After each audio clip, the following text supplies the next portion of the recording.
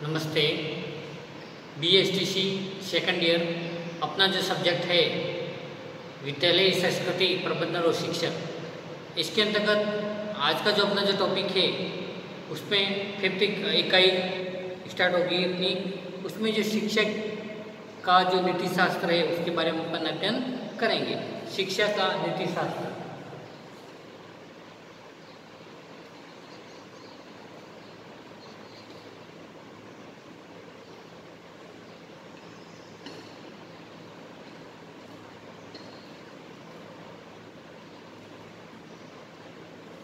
शिक्षा का नीति शास्त्र, इसके अंतर्गत आज अपन अध्ययन करेंगे।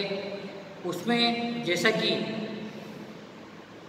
शिक्षा के जो नीति शास्त्र से आशय उन समस्त विचारों, संदेशों एवं स्लोगनों आदि से है जो कि शिक्षा के जो उद्देश्य को प्राप्त करने में जो सहायक सिद्ध होते हैं, और इसी के साथ में जो शिक्षा जगत का निर्धारण विविध प्रकार की जो नीतियों द्वारा संभव होता है। उसमें शिक्षा के जो नीति शास्त्र में प्रजातांत्रिक प्रक्रिया को अपनाया गया है तथा इसका जो समग्र से संबंध किया गया है वो शिक्षा का जो नीति शास्त्र सामान्य शिक्षा नीति से पृथक है। एक प्रोफेसर SK डुबे के अनुसार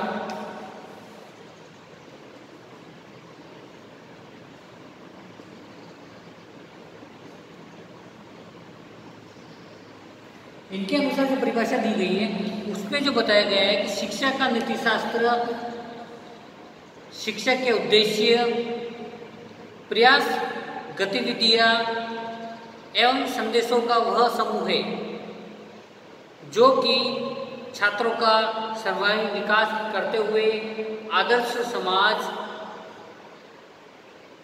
विद्यालय एवं विश्व की कल्पना को साकार करता है तथा समाज एवं विश्व के व्यापक जो अन्याय, पाप एवं अत्याचार को समाप्त करता है। इस प्रकार की जो शिक्षा नीति शास्त्र एवं उसके जो स्वरूप उसके बारे में हम रूप से अध्ययन करेंगे। उसमें जो पहला जो बताया गया है शिक्षा के नीति शास्त्र का आदर्शवादी स्वरूप।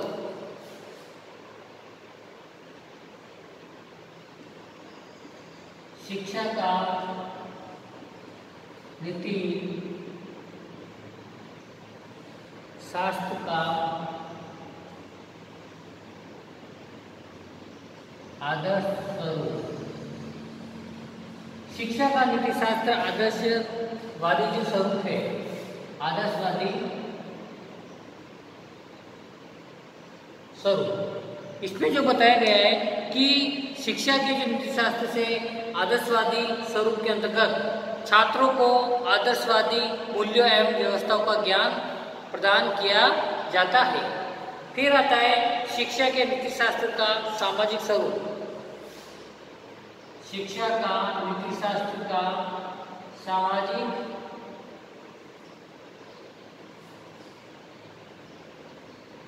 स्वरूप है ना। तो इसमें जो शिक्षा के नीति शास्त्र का जो उद्देश्य आदर्शवादी एवं जो नैतिकता से परिपूर्ण समाज की स्थापना करना है ना। तो इसके अंतर्गत ये बताया गया है। फिर अपन को इसमें शिक्षा के नीति शास्त्र का प्रजातांत्रिक स्वरूप। शिक्षा का नीति शास्त्र का प्रजातांत्रिक स्वरूप। इसमें जो प्रजातांत्रिक स्वरूप के अंतर्गत जो बताया गया है कि शिक्षा के नीति शास्त्र का जो प्रजातांत्रिक स्वरूप वर्तमान समय में व्यापक रूप से दृष्टिगोचर होता है और आज समाज के जो प्रत्येक व्यक्ति को शैक्षिक जो विकास दर से संबंध किया जा सकता है, यानी है ना। तो अब जो वर्तमान समय में शिक्षा का नीति शास्त्र पूर्णतः समानता एवं स्वतंत्रता का सिद्धांत पर कार्य करता है। फिर इसी के साथ में जो बताया गया है शिक्षा के नीति शास्त्र का कर्तव्य एवं अधिकार। शिक्षा का नीति शास्त्र का कर्तव्य एवं अधिकार।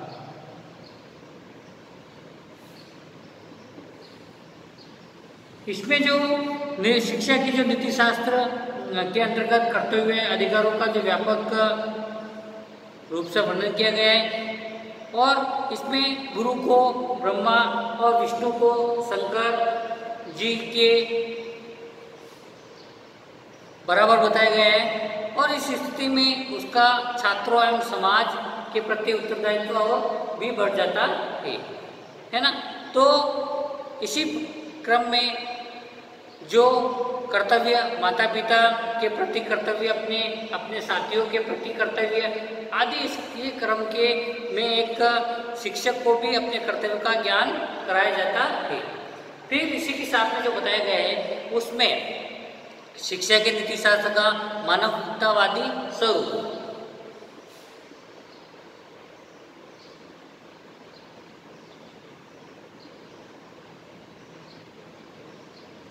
मानवतावादी स्वरूप, उसमें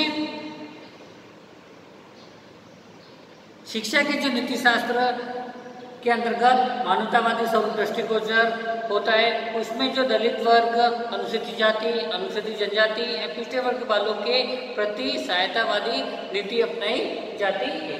फिर आता है शिक्षा के नीति शास्त्र का धार्मिक स्वरूप।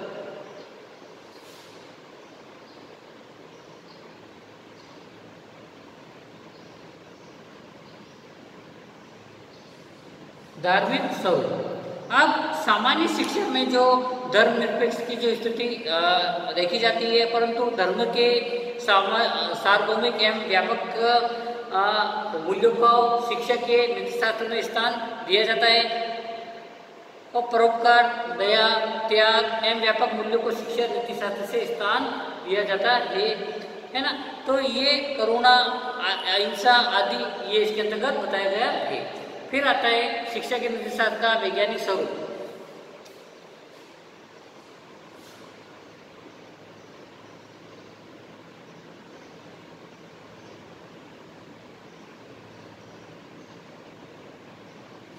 अब वैज्ञानिक स्वरूप शिक्षा के जो नीति शास्त्र है उसमें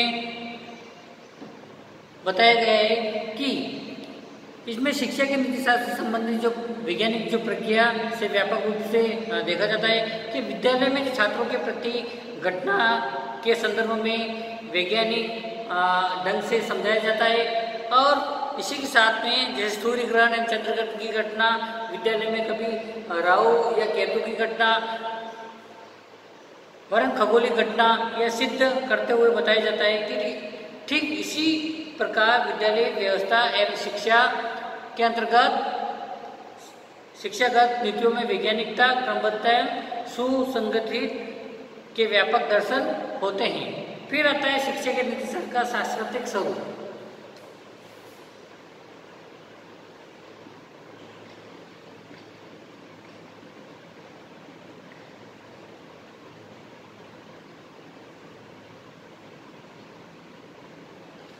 अब सांस्कृतिक स्वरूप, उसमें विद्यालय में जो हिंदू, मुस्लिम एवं जो ईसाई आदि के जो संस्कृति, इसमें जो बताया गया है कि संस्कृति से संबंधित छात्र पढ़ते हैं और परंतु उनमें कभी टकराव नहीं होती है, क्योंकि शिक्षा का जो नीति शास्त्र सदैव वैश्विक एवं व्यापक नीति शास्त्र को जन्म देता है। फिर आता है दर्शन शास्त्री स्वरूप।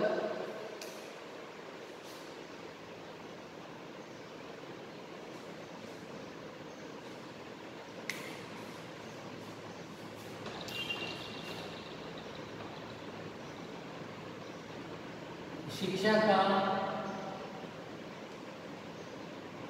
नीति शास्त्र का दर्शन शास्त्रीय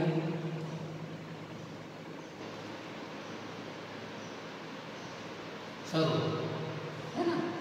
तो इसमें दर्शन शास्त्री जो स्वरूप है उसमें जो वर्तमान में आदर्शवादी, प्रगतिवादी, प्रयोजनवादी, यथार्थवाद, गीता दर्शन एवं सांख्य दर्शन आदि के सिद्धांतों पर ही शिक्षा का नीति शास्त्र आधारित है। शिक्षा के नीति शास्त्र का आध्यात्मिक स्वरूप।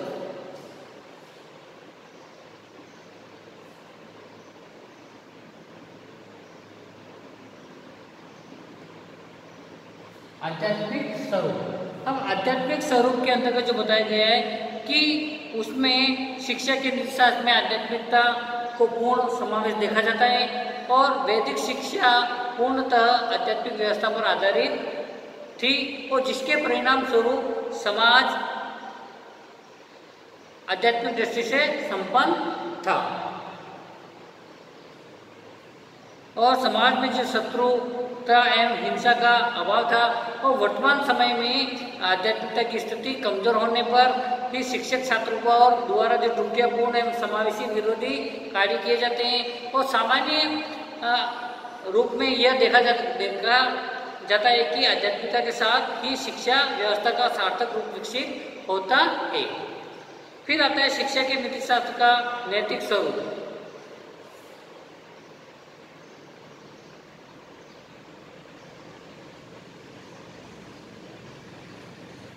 अब नैतिक स्वरूप यानी कि शिक्षा के नीतिशास्त्र में नैतिक के स्वरूप के व्यापक दर्शन होते हैं और इसी के शास्त्र में छात्रों को प्राथमिक स्तर से ही नैतिक शिक्षा का पाठ पढ़ाया जाता है और छात्रों को नैतिक कार्यों के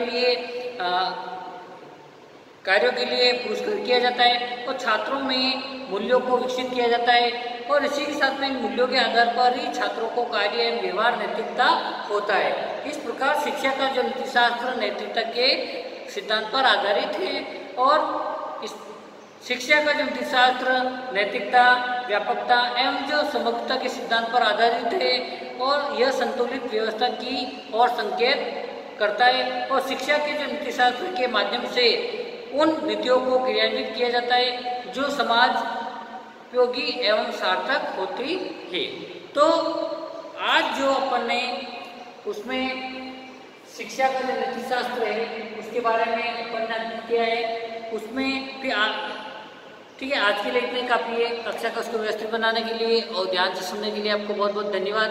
घर पर रहिए और सुरक्षित रहिए। धन्यवाद।